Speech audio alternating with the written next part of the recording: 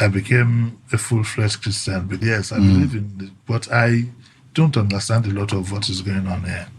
Believe very, very strongly that there's a lot of scamming going on. And there's a lot of commercial enterprise. I call it marketing. I also believe that there's a lot of politics in religion.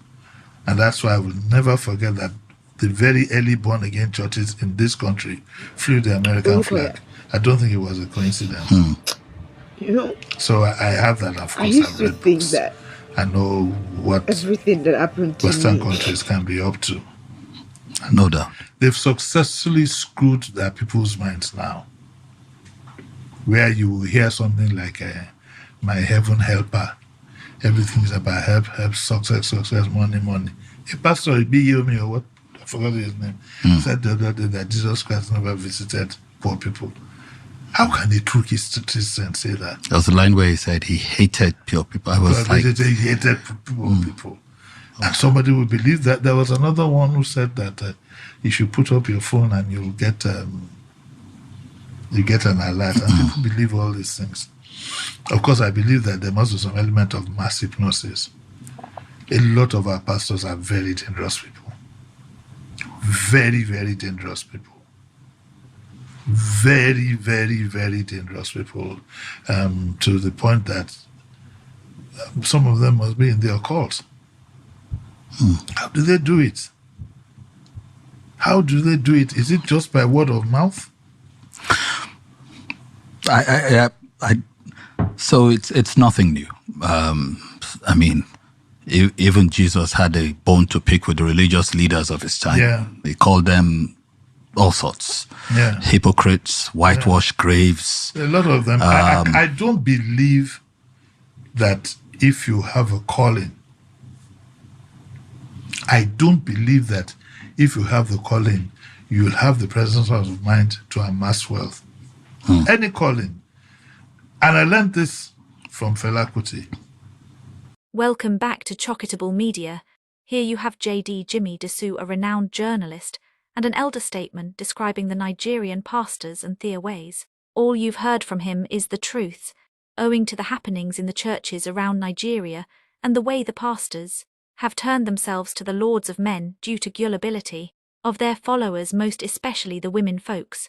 I asked, how could a pastor ask you to sell your properties and bring the money to the church? You remember last week, a businesswoman raised an alarm about the whereabouts of a lady who reportedly disappeared after joining an online prayer group. I think her name is Ejiro. Here again is Boluwatife versus MFM Pastor.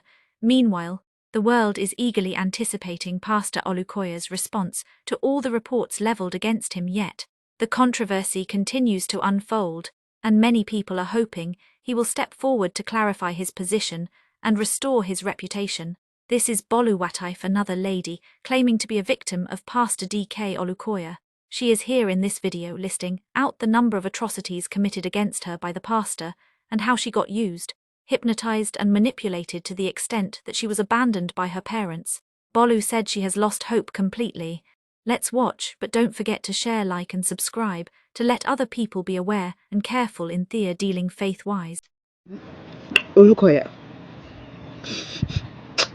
you know, I used to think that everything that happened to me was because they misdiagnosed. You know, I used to think that everything happened because I was a problem, and I lived every day with that guilt. When I see all my friends from church, they give me that look, and I just live with it. You know, when I hear people laugh at me, I just live with it.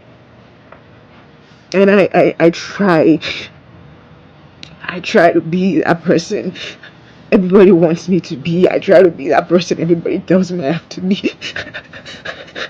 I struggle to be that person. To find out that it was all because you wanted to create an illusion of something that doesn't exist, to find out that I was not crazy. The only crime that I was guilty of was existing in the same space and time with you. I never met you. I don't know you. And you brought me to nothing because you wanted to keep up this illusion that you're a man of God. To think that I had people laugh at me, I had people call me a problem, I had my father call me nothing but a wasted investment, I had my mom tell me that she wished she never had me, I had everybody laugh to my face that I'm no failure, I had people call me weird. I struggled all my life because of nothing.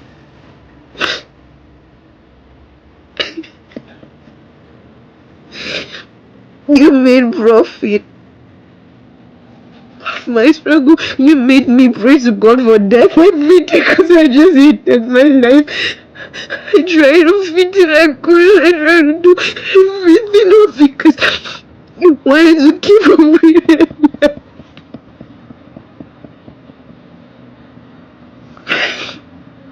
You know what makes this whole thing hurt the most?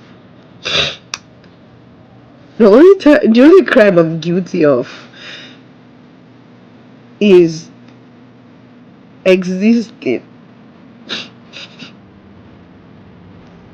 in the same space and time with you. And even that, I had no control over. I existed because two people decided to have sex and create me. And you stole everything that made me happy. Because you wanted to confirm and convince everyone you're a man of God.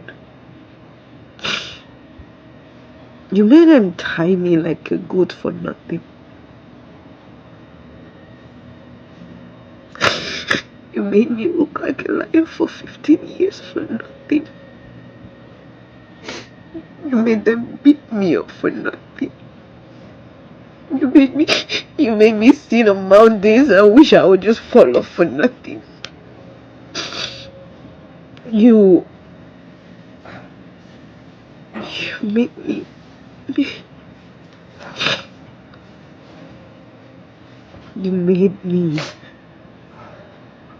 nothing